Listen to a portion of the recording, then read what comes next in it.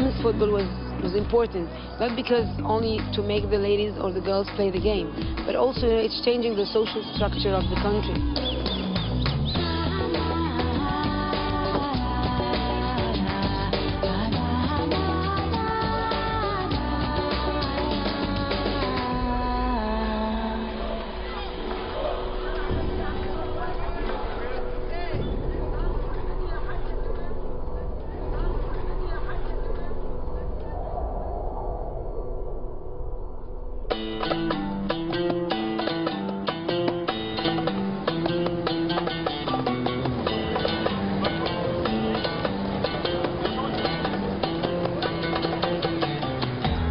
الهواري. I worked all my life to develop women football in Egypt. Sahar al-Hawari lives in Cairo, where tradition and religion have built a wall against women's sport. She was determined to crack that wall, to set up the first women's soccer team in the Arab world.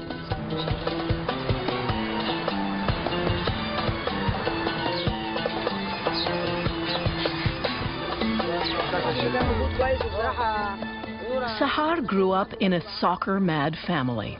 Her father was a well-known referee. Her brothers were good players, and she refused to sit on the sidelines. Patiently, audaciously, one by one, she opened the doors of a world reserved for men. Just the vision of girls in shorts chasing a ball seemed unimaginable only a short time ago. Sahar's revolution is built on compromise. She asks her players to wear tights under their shorts. She asks girls who wear the veil to cover only their hair. لا ازاي يبقى شكله كويس حتى لو محجمين يبقى فيه اللون نفس اللون يبقى الموضوع من غير دبابيس. لا وبنحاول كمان ان شاء الله من بدايه الموسم نجيب اليونيفورم يبقى في قمه اساسا بحيث نمنع برضو الكارينا يبقى كله يونيفورم شكل واحد. والشرطات يمكن بس العدد يعني مش كبير قوي. لا لا لا مش كبير، ده تقريبا 2 3 بس المحجبات. بس يعني اللي هم موجودين. اوكي. كده.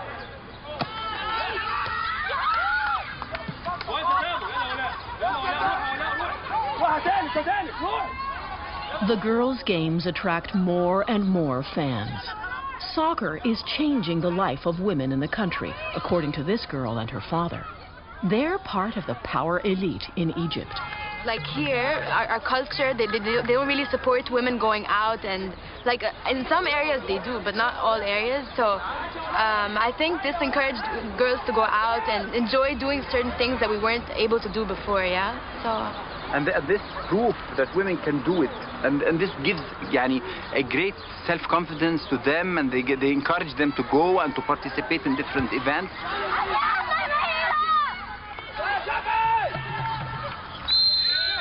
In Upper Egypt, you know, the girls now they go out, the men spectators support them with all their families in the stadium. In Upper Egypt, which was not the case before, women football changed the structure of the societies in this area.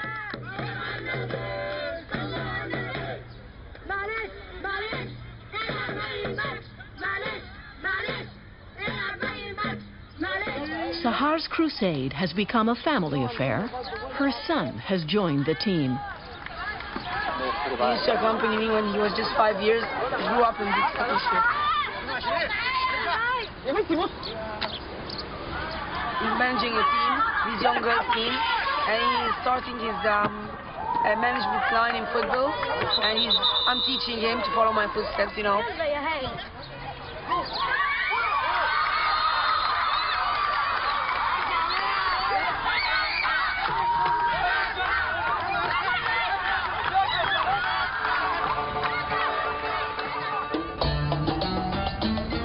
We are going to work hard for the next season. We have to add some new players to the squad. You're going to buy some new players? Yeah. Sahar has managed to set up teams in almost every region of Egypt, except Fayoum. Her failure here leaves a special sting. Her father was born in this region.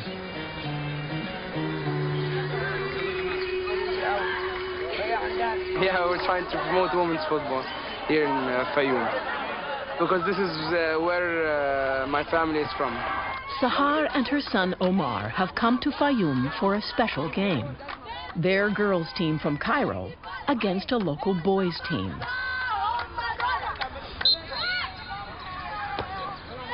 The goal is to convince the locals that girls can also play well, even against boys.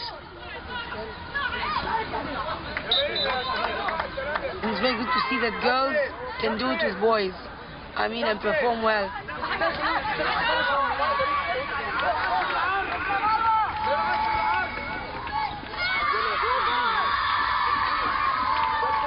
يا عمر ادخل فرقه كبيره كلها 16.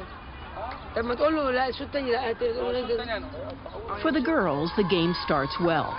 Too well, in fact. Suddenly, Sahar notices that the boys' coach has ripped up the rules. But the girls won 1-0 at the beginning, so the coach changed the whole team and called the 16 boys. It's older and older. For them, it's a shame to be beaten from the girls. It's not fair play because we are organized a certain age group that can play together. So they're not fearing the girls, the youngest. At halftime, the organizers call off the game. The score is 1-1. Sahar Al-Hawari is on the road, searching for new talent for her women's team.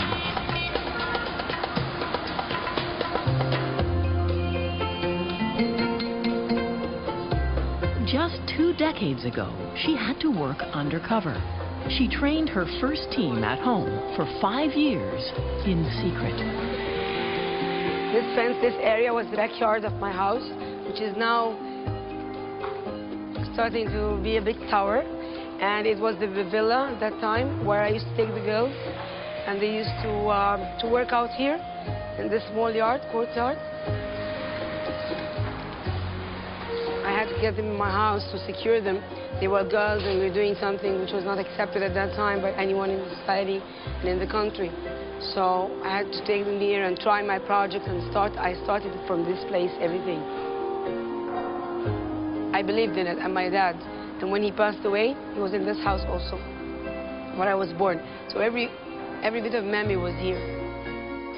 Shirin Shalabi was one of the first secret recruits. She has happy memories of the undercover training regime. كانت مسخرة لنا الجنينة، كنا بنسخن فيها وتدريب وأكل وشرب وإقامة ونوم. بصراحة كانت هي اللي عايشة عندنا، مش احنا اللي عايشين عندها فعلا. حتى الهاوس كبير كانت إخواتنا، يعني بيشوفوا طلباتنا احنا قبليها، مشاكلنا مع بعض، عارفين ايه، خارجين ايه، مين معانا، مين على الخط، مين على الموبايل، بنعرف. وابنها كان احنا اللي مربيه، كان هو طلع معانا. دلوقتي ما شاء الله كان دلوقتي تقريبا ماسك الفرقه، مش عارفه في ايه. دي اقوى حاجه، الترابط الاسري. Harmony inside the villa contrasted with war outside. Sahar was battling daily against public opinion and the media. I had this, conservative opposition media. They used to fight a lot the idea, and they didn't give us a chance to have any encouragement. I had every minute of my life in the first 5-6 years doing nothing but this. And that's where we are here now. And the thing, it was a dream. Now it's true. I'm telling them, later on, the other generations will talk about you. You are forming history. In 1998, Sahar's team took to the field in the first women's edition of the Africa Cup of Nations.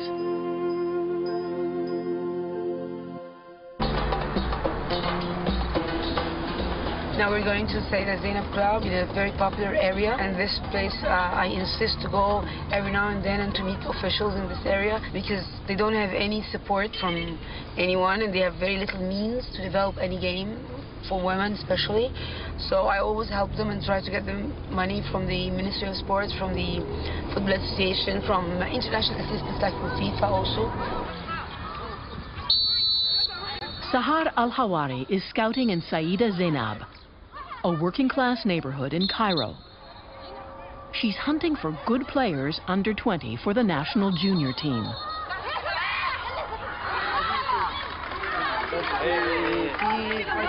عندنا لعيبة رقم 10 دي سماح، لسه الموسم ده لسه معانا، لسه لعيبه هايله قوي، لسه يعني بتلعب في مركز؟ بتلعب راس حرب. عشان نشوف برضه انا جايبه. In these areas we have a lot of talent, and really my national team, I have a lot from such areas. They don't have the means, but they have the time because they don't have a lot of entertainment. Sahar hopes to find several good players. Sama hopes to make the cut.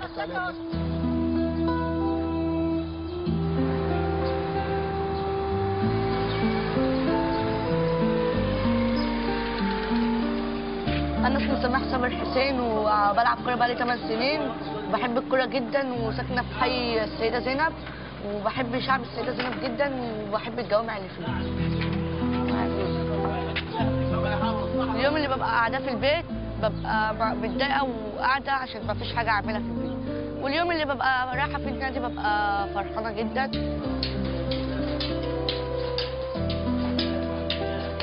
حياتي لو من غير كورة هتبقى وحشة جدا ومش هعرف أعيش من غير حاجة، وهتبقى حاجات قليلة جدا، فتبقى حاجة وحشة. Sama gets $20 a month for playing. It's a pittance, but that pittance is still a quarter of the family's income. The whole family, 11 people, live in this room. And this morning, an eviction notice arrived.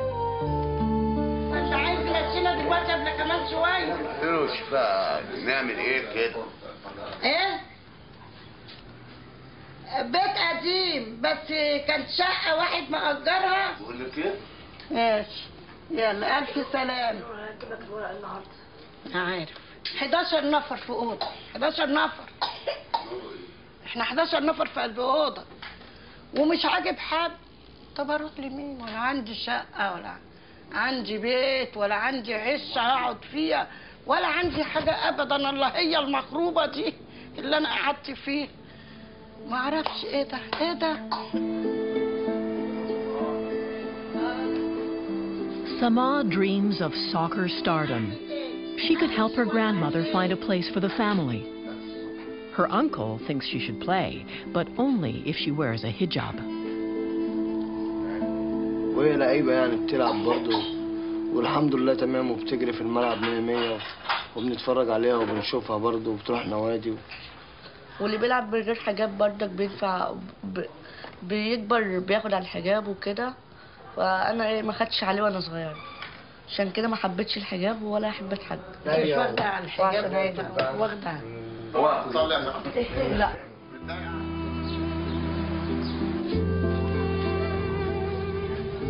Sahar al-Hawari plays a crucial role in the life of poor girls like Sama. Playing on her teams can change their lives.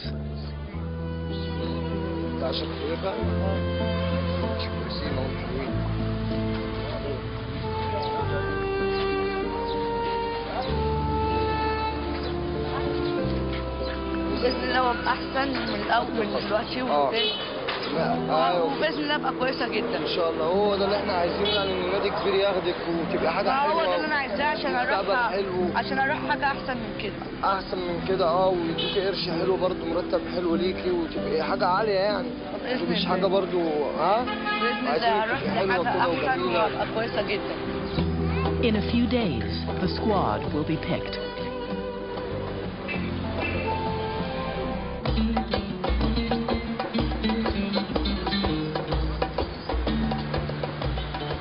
Sahar al-Hawari set up 16 girls' soccer teams in Egypt. But she had further ambitions. She wanted to open other doors for girls. She wanted them to become referees. That door was the hardest to push open.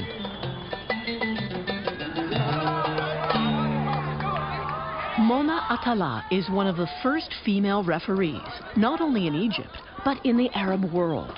Her family story echoes that of Sahar al-Hawari. It was always my dream, and it was always in the back of my mind when I started Tunis football. The most favorable part of the game was the refereeing because of my father, you know. And I was always dreaming of being a referee, which was an impossible mission at that time. مش متعودين هنا في مصر اللعيبه الجمهور المدربين ان يبقى في حكم بنت هي اللي تدير المباراه او هي تبقى في ايديها سير المباراه او حاجه زي كده، لكن دلوقتي خلاص يعني هي بس في الاول كانت.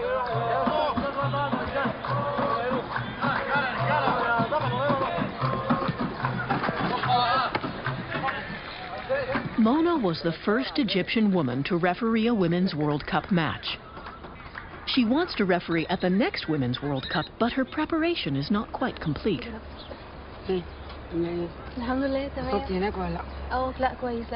You are the one chosen for the World Cup and it's very soon, so I will help you to do this. Okay, yeah, okay, thank you. Please remind me.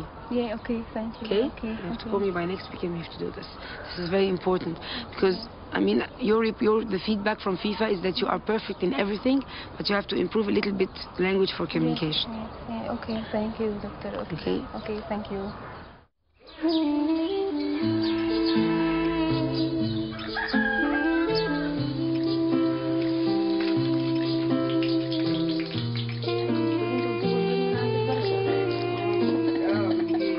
أنا والمدام ومعايا 7 أولادي منهم 6 حكام وحكم اللي لسه ما بقاش حكم محسن صغير لسه في ثانيه ثانوي وان شاء الله هيبقى حكم.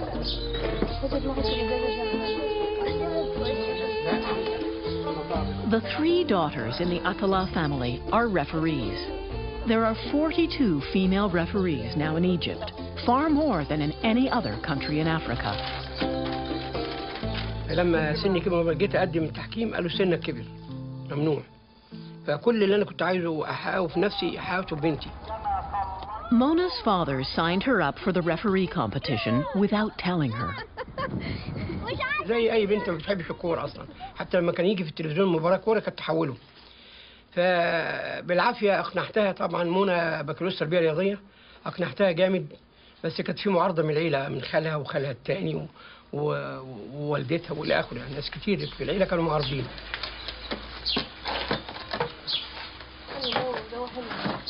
انا اتمنى كانوا يحكموا بالتحجيب، ما يقلعوش التحجيب ويبقوا لابسين ملاطين وكم طويل كده، كنت اتمنى كده.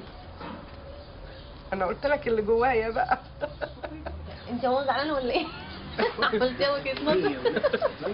لا بس هو انت عارفه ان الماتشات انا لما بنزل العب ماتش لازم ده اللبس بتاع الحكم، ما ينفعش ان انا البس، صراحه ما ينفعش ان انا البس بنطلون، لان الاتحاد الدولي ده اللبس الرسمي للحكام. وبعدين بيبقى الواحد بيتحرك بحريه اكتر في الملعب، يقدر يجري، يقدر يعمل.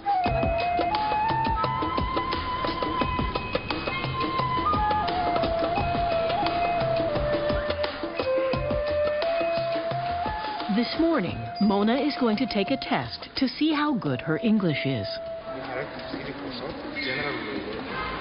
الو يا دكتوره، صباح الخير. الحمد لله، زي حضرتك.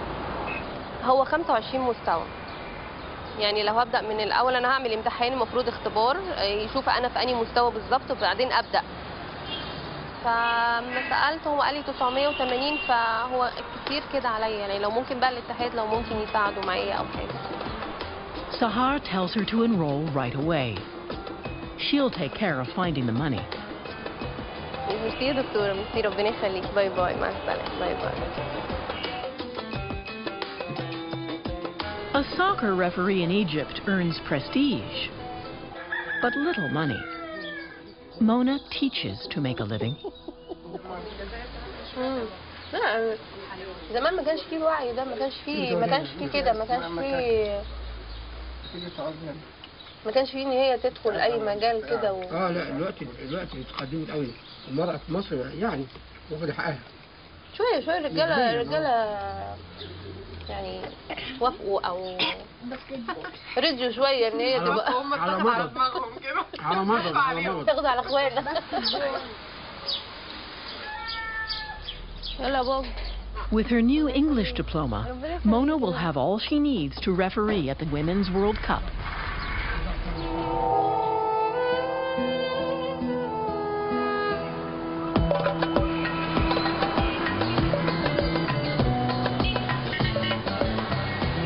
Night in Cairo. The punishing sun has set. The pulse of life picks up. practice is over, Sahar's son Omar and his friends meet in a cafe to talk about the big things in life, soccer and women. يعني سمعت ان مراتك تلعب كوره؟ كويس. Yeah, he said it would be a good thing. وانت عم؟ لا.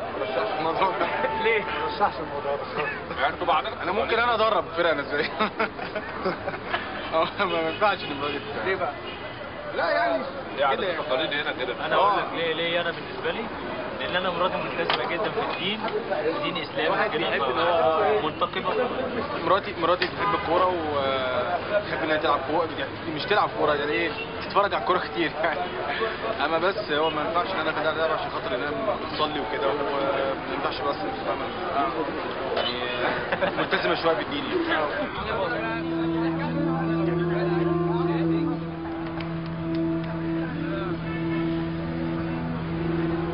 She's always all around anything that has to do with football, and she's like, you know, she's like maybe at home once or twice a week because she always travels and stuff like that. So yeah, I don't get to see her that much. As if to confirm his words, his mother is, at that moment, busy buying gifts for another business trip to Zurich. This one I like. Yes, this one is nice. This one, okay. Then we can see. We clean it and very nice. I miss to enjoy life. I miss my social life, my friends. Well, some people used to say, well, you were married with football. I don't have a minute of rest, or even I cannot fix a vacation with my son. The most precious thing. That was the biggest sacrifice, I think, on the personal level. Stop. Bye. 550. Thank you for coming. Thank you. Okay.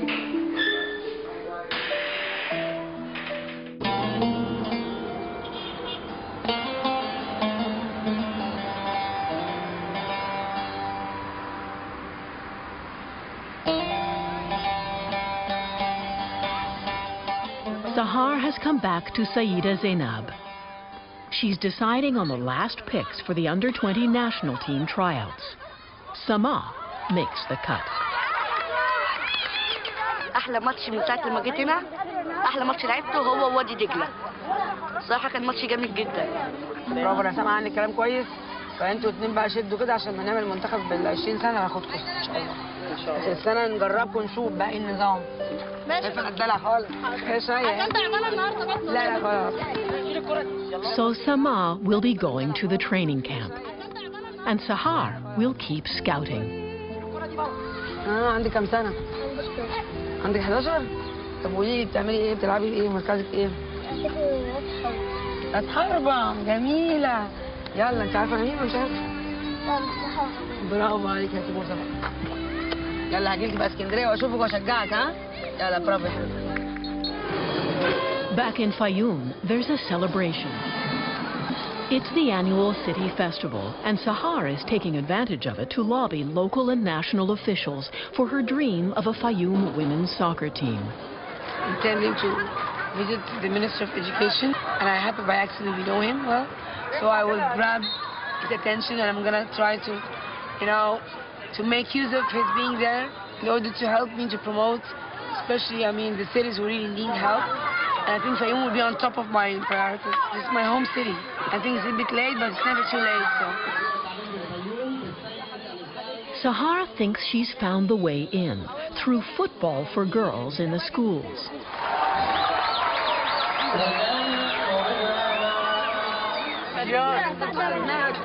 Now we have women's games and teams of football all over the Gulf, which is very difficult. It was an impossible mission, but I always said, no, it's possible. I will do it one day, and now it's done. Women's football was important, not only to make the ladies or the girls play the game, but also it's changing the social structure of the country, of the society. Sahar al-Hawari won't stop there. She has won victories and a reputation. Armed with those, she'll open other doors for other women across Africa.